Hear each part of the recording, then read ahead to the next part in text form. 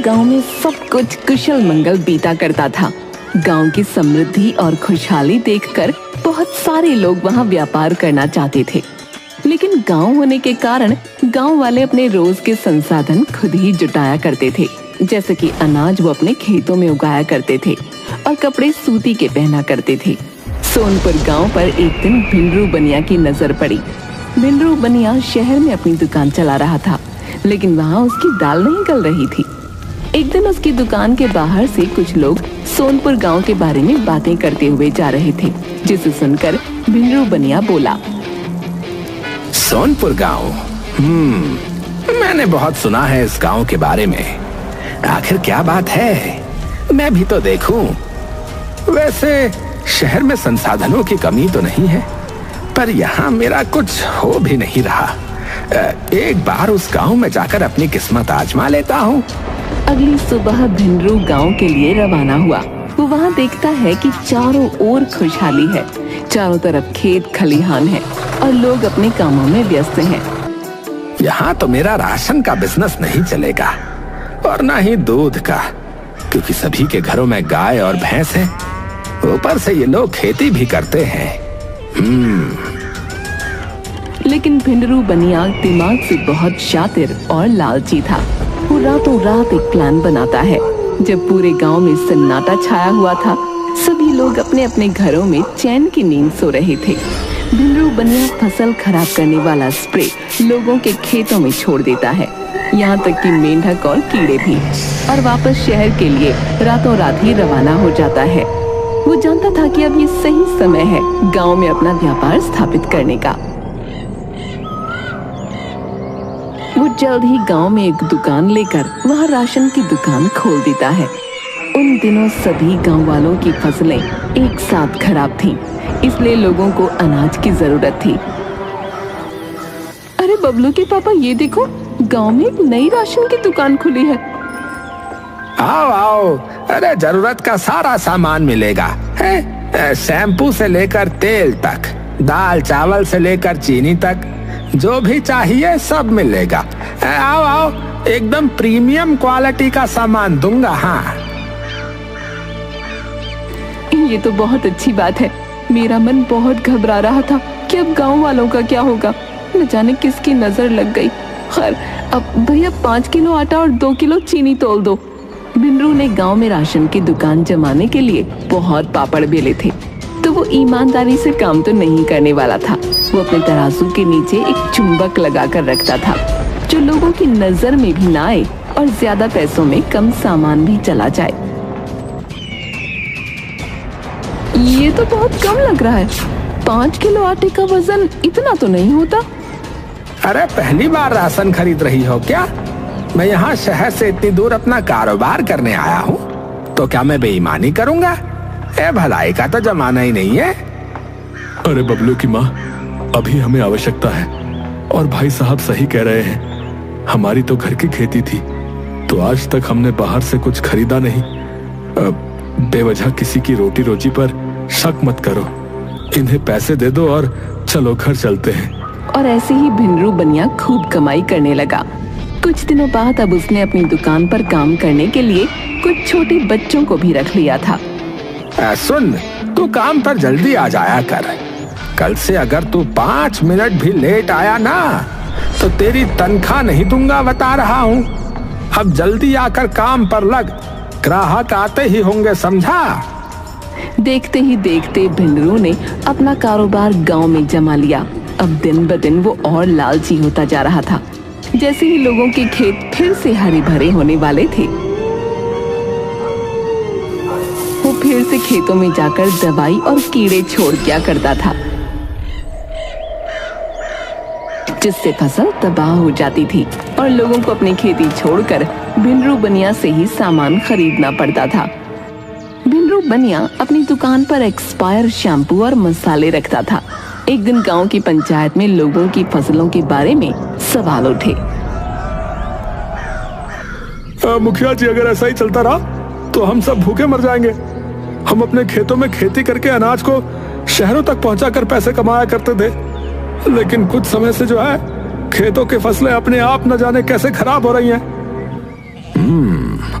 ये कोई प्राकृतिक आपदा लगती है। लगता है टिड्डियों का समूह लौट आया है। अरे मुखिया जी, अगर ऐसा होता तो फिर हमें भी तो नजर आती। वो टिड्डियां जो है कोई जादूगरनी तो है नहीं जो रातों रात आए और जो है दिन में गायब भी हो जाए। अगर इसका कोई समाधान नहीं निकला ना मुखिया जी, तो बता रहे हम सब रोड पर आ जाएंगे। मेरे बीवी बच्चे भूखे मर जाएंगे। वो तो भिंडरू बनिया की दुकान की वजह से अनाज की उतनी तंगी नहीं है, लेकिन आगे चलकर भारी मुसीबत हो सकती है। इससे पहले भोले की दुकान के बारे में कोई और बात हो पाए, भिंडरू बड़ी ही चालाकी से फटाफट बात के बीच में कूदा। अरे भाई साहब, मैं आप लोगों की सेवा करने ही तो आया हूँ। अरे जब तक मुझसे हो सकेगा मैं आपकी सेवा करूंगा, आप चिंता मत कीजिए। हैं लेकिन भिंडरू, हमारे गांव में तुमने जब दुकान खोली ठीक उसी समय फसलें भी बर्बाद हुई थी। क्या तुम्हें कोई सपना आया था? अरे अब वो अरे मुखिया जी, ये तो बस इत्तेफाक था, भगवान का कोई उपकार ही समझिए। रही बात फसलों की, थोड़े समय तक खेती करना बंद कर दीजिए। अभी समय खराब है, कुछ समय बाद फिर से खेती करना शुरू कर देना है। भिंडरू ने अपनी मीठी मीठी बातों में सभी गांव वालों को राजी कर लिया। अब कुछ समय तक गांव वालों ने खेती का ख्याल भी त्याग दिया, लेकिन अब दिन पर दिन भोले का लालच बढ़ता गया। अरे सुबह होने में अभी 2 घंटे बाकी हैं। जल्दी जल्दी ये पीले कंकड़ दाल में और ये सफेद वाले चावल में मिला देता हूँ। अरे चीनी में प्लास्टिक भी तो मिलाना बाकी है। कहाँ गया? हाँ ये ले। और ये लाल पत्थर, इसको बारीक नहीं पीसा इस कमबख्त ने। अरे चलो कोई बात नहीं, किसे ही पता चलेगा। ये लो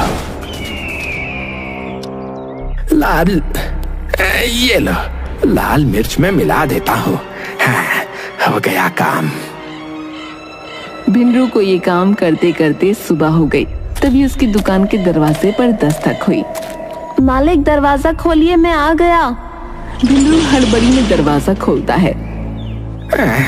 अरे तेरी टाइमिंग हमेशा ही खराब है, चल जल्दी से अंदर आ। बिरजू भी अपने काम में लग गया। थोड़ी देर बाद बिरजू बहुत हड़बड़ाते हुए भिंडरू से बोला, मालिक मेरी माँ बहुत बीमार है, इलाज के लिए 20,000 रुपए का होना बहुत जरूरी है और आपने 3 महीने से मेरी तनख्वाह भी नहीं दी है, तो क्या मुझे 3 महीने की तनख्वाह के साथ थोड़े पैसे एडवांस मिल सकते हैं? क्या कहा? एडवांस? एडवांस तनख्वाह चाहिए तुझे? अरे तेरी 3 महीने की तनख्वाह में से बहुत पैसे कटने वाले हैं। रे कोई भी काम तूने ठीक से नहीं किया। हमेशा कस्टमर दरवाजे पे खड़े रहते हैं, लेकिन तेरे हाथ बहुत धीरे चलते हैं। लेकिन आपकी दुकान में काम बहुत ज्यादा है और करने वाला मैं अकेला। आप तनख्वाह भी समय पर नहीं देते। मैं बहुत गरीब हूँ मालिक, और मेरी माँ भी बीमार है। ऐसा मत करो मेरे साथ। लगता है तेरी जुबान बहुत चल रही है, अभी ठिकाने लगाता हूँ। ऐसा कहकर भिंडरू उस बच्चे को बहुत मारता है और उसे धक्के मारकर अपनी दुकान से बाहर फेंक देता है। अब निकल जा यहाँ से और लौट कर कभी मत आना है। नहीं दूंगा मैं तेरे कोई पैसे वैसे। काम का ना काज का, दुश्मन अनाज का है। भिंडरू बनिए ने उस बच्चे को काम से निकाल दिया और उसके पैसे भी नहीं दिए। वो बच्चा बेचारा पेड़ के नीचे बैठकर बहुत रो रहा था। तभी पास से गुजरती हुई एक मास्टरनी उसके पास आई। बेटा तुम रो क्यों रहे हो और यहाँ अकेले क्यों बैठे हो? क्या बात है, घर कहाँ है तुम्हारा? अब मैं किस मुंह से घर जाऊंगा, मुझे समझ ही नहीं आ रहा। भिंडरू मालिक ने मुझे मेरे काम के पैसे भी नहीं दिए और मुझे काम से भी निकाल दिया और मुझे बहुत मारा। मेरी माँ बहुत बीमार है, मैं उनकी दवाइयाँ कहाँ से लाऊं? तुम इतनी कम उम्र में काम कर रहे थे, ये तो बाल मजदूरी हुई और ऊपर से तुम्हारा शोषण भी हुआ है।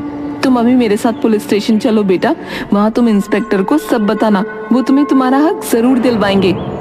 ऐसा कहकर वो टीचर बिरजू को पुलिस स्टेशन ले गई। और वहाँ इंस्पेक्टर से कहने लगी, इंस्पेक्टर साहब, ये बच्चा, इसकी उम्र अभी 14 साल भी नहीं है और भिंडरू बनिया ने इसे अपनी दुकान पर काम में रखा हुआ था। भिंडरू बनिया ने इसे 3 महीने की तनख्वाह भी नहीं दी और ऊपर से इसे बहुत मारा भी। आपको उसके खिलाफ एक्शन लेना ही होगा। अरे आपको क्या लगता है कि आप थोड़ा बहुत पढ़ लिख कर पुलिस स्टेशन चली आओगी और यहाँ पुलिस हाथ में चूना लेकर आपकी कंप्लेंट का इंतजार करेगी? इस स्टेशन में और भी बहुत भारी मुद्दे हैं संभालने को। अगर इन्हीं छोटे मोटे मुद्दों के पीछे भागते रहे तब तो हो गया काम। कैसे इंस्पेक्टर हो आप? कानून का काम होता है जनता की रक्षा करना, लेकिन आप तो इंस्पेक्टर के नाम पर कलंक हो।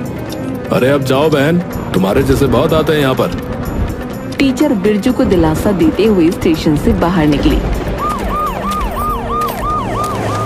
कि तभी उसी समय पुलिस चौकी में एक औरत अपने पति के साथ चिल्लाते हुए दाखिल हुई। इंस्पेक्टर साहब, मेरा बेटा आज अस्पताल में एडमिट है, सिर्फ उस भिंडरू की वजह से। हम उसकी दुकान पर भी विरोध करने गए थे साहब, लेकिन उसने मुस्टंडों को दुकान के बाहर खड़ा कर दिया है। अब आप हमारी आखिरी उम्मीद हो। अरे आज क्या हो गया है? अगर तुम्हारा बेटा बीमार है तो ये कोई अस्पताल तो है नहीं, ना मैं तुम्हें कोई दवाइयां दे सकता हूँ। वो बीमार है तो उसके बीमार होने की बहुत सी वजहें हो सकती हैं। तुम्हें कैसे पता कि भिंडरू बनिया की वजह से तुम्हारा बेटा बीमार हुआ?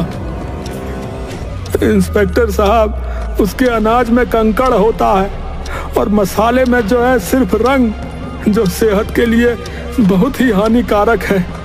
हमारे बेटे की तरह और लोग भी बीमार ना हो, इसीलिए हम यहाँ कंप्लेंट लिखवाने आए हैं। कि इतने में ही कुछ और गांव वाले पीछे से भिंडरू के खिलाफ आवाज उठाने लगे। लोगों की भीड़ देखकर इंस्पेक्टर को अब भिंडरू बनिया की दुकान पर जाना ही पड़ा। अरे साहब, आइए आइए, बैठिए बैठिए साहब। मुझे तुम्हारे खिलाफ बहुत सी कंप्लेन आई हैं। भिंडरू क्या है तुम्हारी दुकान में? अरे साहब, अरे साहब, इतनी जल्दीबाजी क्या है? यहाँ आइए ना कोने में, यहाँ बात करते हैं। हाँ, आइए आइए। भिंडरू अपनी दुकान के अंदर ले जाकर इंस्पेक्टर को रिश्वत दे देता है। इतनी सेवा पानी ठीक है या कुछ और खातिर करूँ आपकी साहब जी? आज तो मैं अकेले आया हूँ, लेकिन अगली बार कंप्लेंट मिली तो मेरी पूरी टीम आएगी। अरे नहीं नहीं नहीं, आगे से आपको कोई कंप्लेंट नहीं मिलेगी। इंस्पेक्टर के जाने के बाद भिंडरू ने चैन की सांस ली। अरे वैसे भी इस गांव से मुझे जितना मिलना था मिल गया है, अब अपना ठिकाना बदलना होगा। आज तो बच गए, लेकिन ये गांव वाले भी मेरा कुछ नहीं उखाड़ सकते। उनके पास मुझसे सामान लेने के अलावा और कोई रास्ता भी तो नहीं। इंस्पेक्टर जब पुलिस चौकी पहुंचा तो उसने लोगों को वहां से जाने के लिए कहा। देखिए, भिंडरू बनिया की दुकान का इंस्पेक्शन हो चुका है। वहां पर कुछ भी ऐसा नहीं मिला जिससे कोई परेशानी खड़ी हो।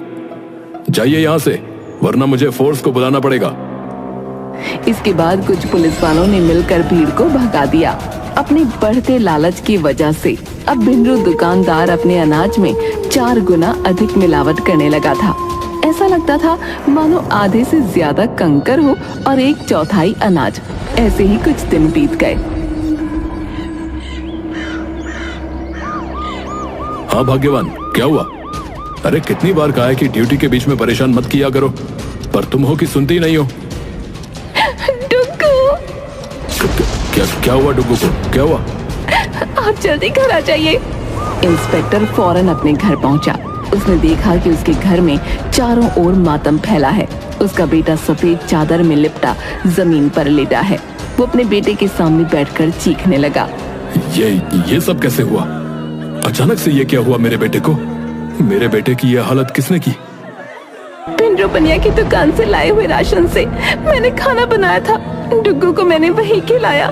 सुबह अचानक इसके पेट में दर्द हुआ तो इसे लेकर अस्पताल गई और कुछ समय बाद डॉक्टर ने ये पूरी खबर सुना दी। न जाने किसकी पूरी नजर लग गई है। हाय मेरा बेटा। आजकल लालच इतना बढ़ चुका है कि लोग दूसरों की जान लेकर अपने आप को संतुष्ट करने को राजी हैं। ये देख इंस्पेक्टर का दिल झन्ना उठा। इंस्पेक्टर ने खुद से वादा किया कि वो कभी भी लालच और गद्दारी नहीं करेगा।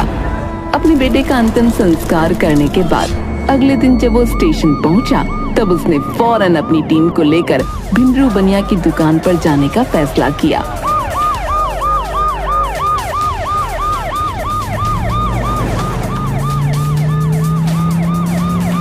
अरे मालिक, आप आज फिर से आ गए। पिछली बार माल पानी कम पड़ गया था क्या? वैसे कोई बात नहीं, कोई बात नहीं, आइए आइए। अरे आज तो पूरी फोर्स लेकर आए हैं साहब। तुम्हारी दुकान की तलाशी लेने आए हैं, हमारे पास वारंट है। भिंडरू हड़बड़ा गया। अरे पिछली बार तो आपको तलाशी करवाई थी इंस्पेक्टर साहब, आपने देखा तो था कि अंदर कुछ नहीं है। आप आइए ना, कोने में बात करते हैं, आइए ना। मुझे रिश्वत देने की कोशिश कर रहे हो? एक धारा और लगवा कर तुम्हारी सजा बढ़ा दूंगा। बहुत शिकायतें हैं तुम्हारे खिलाफ, अब तुम और बुरा नहीं कर सकते। अरे साहब, अरे मेरी बात सुनिए। अरे आप इस तरह से अंदर नहीं जा सकते। अरे अरे मैं कह रहा हूँ ना। अरे पुलिस फोर्स भिंडरू की दुकान में घुस गई और तलाशी लेने लगी। साहब, चावल में तो सिर्फ कंकड़ है, लाल मिर्च में सिर्फ पिसी हुई ईंट की सुगंध आ रही है। साहब, तराजू के नीचे चुंबक भी मिला है। हाँ तो भिंडरू बनिया, तुम्हारे भोलेपन में तो मिलावट निकली। चलो गाड़ी में बैठो। अरे अरे साहब, ये सब मैंने नहीं किया। मैं सच कहता हूँ, मेरे पास जो बिरजू काम करता था उसने किया होगा ये सब। वैसे भी वो पैसे भी चुराया करता था। वेरी गुड, तुमने अपने मुंह से कबूला है। अब तो तुम पर बाल मजदूरी और शोषण का भी चार्ज लगेगा।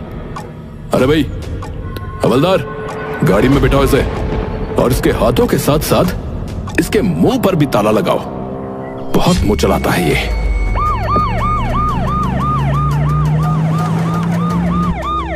भिंडरू बनिया की दुकान पर ताला लगा दिया गया। उसे उसके कर्मों की सजा मिली। अपने थोड़े से लालच की वजह से उसने खुद को तो मिट्टी में मिलाया ही, और कई मासूम लोगों की जान के साथ भी खिलवाड़ किया। कई बार इंसान अपने लालच के आगे इतना अंधा बन जाता है कि वो इंसानियत भूलकर बेईमानी की मूरत बन जाता है। लेकिन वो कहते हैं ना, कर्म कर, फल की चिंता मत कर। जो जैसे कर्म करता है उसे वैसा ही फल मिलता है।